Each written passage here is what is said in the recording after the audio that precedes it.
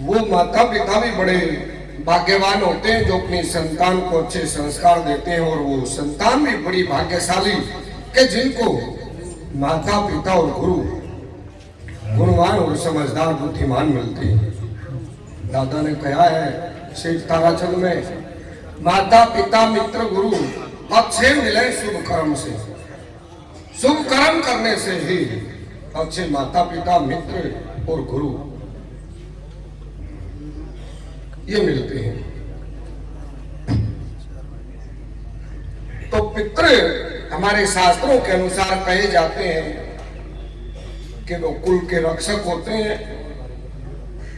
जो माता पिता अपनी संतान को अच्छे संस्कार देते हैं, वो संतान अपने पितरों के नाम से दान करते हैं, धर्म करते हैं और श्रद्धा से उनके श्राद्ध आदि करते हैं।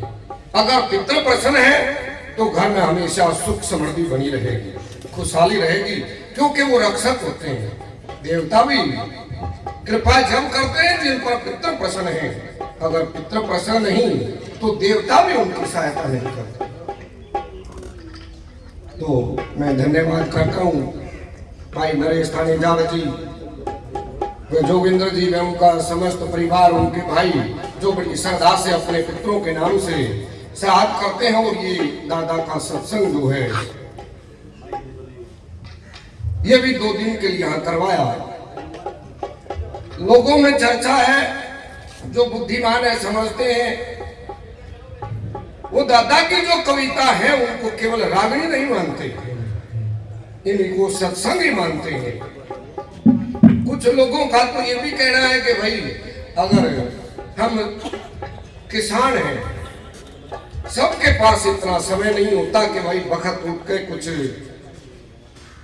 जो नित्य कर्म होता है मनुष्य का, भजन पूजा आदि करना, उसके लिए समय नहीं निकाल पाते। तो कुछ लोगों का यह भी कहना है कि भाई दादा की 4 रागनी गुनगुना लो, भजन हो जाता है। तो ये वाक्य में ही दादा ने जो कविताएं जो रागनी बनाई हैं वो वेदों से शास्त्रों से ली हैं, कथाएं उनका सार गाया है।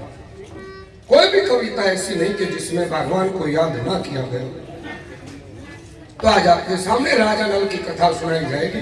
श्रद्धा करके गौ माता की जय बोल, बोलो श्रद्धा करके गौ माता की जय हो। तू नहीं बदलेगा भाई, देश बदल जाएगा। बदलने की कोशिश तो करो, और कोशिश एक इसका उस्ताद था पहला सूबे, उसकी भी सारी जिंदगी न्यू चली गई, पीछा बोलेगा याद है। कोशिश तो बहुत करो, और उससे राई पर तू चल रहा है, कोशिश तो बहुत। और एक नौर से काल लाग रहा वो बैठा मैं तो खीर खा रहा हूं, तो खीर खान का है।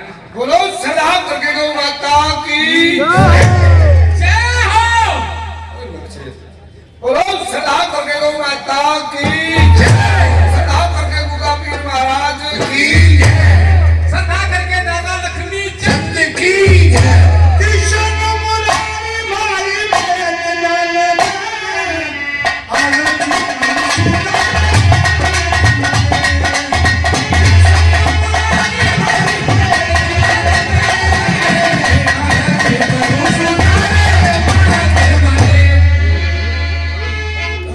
सत्यों की रात है, निषद देश में राजा वीर सेन राज्य करते थे, जिनके यहाँ 2 पुत्र हुए। बड़े का नाम नल रखा और छोटे का नाम रखा पुष्कर।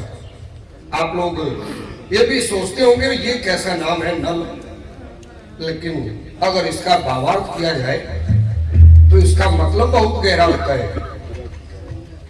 नल अनल नाम है अग्नि का, और अग्नि की तृप्ति कभी नहीं होती। जो कुछ अग्नि में डाल दिया जाए वो भस्म हो जाता है। और अनल कहते, नल कहते हैं उसको जिसकी हर प्रकार से तृप्ति हो चुकी हो, किसी प्रकार की कोई इच्छा मन में ना हो अपने स्वार्थ के लिए, उसे नल कहते हैं। तो नल नाम रख दिया, छोटे का नाम रखा पुष्कर।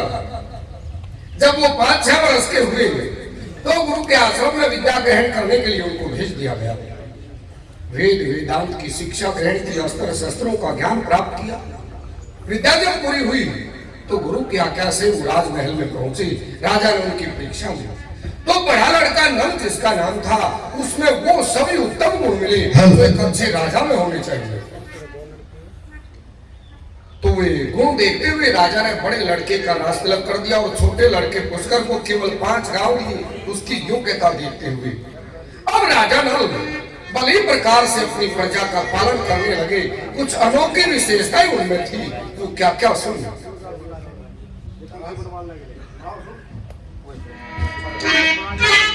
Let's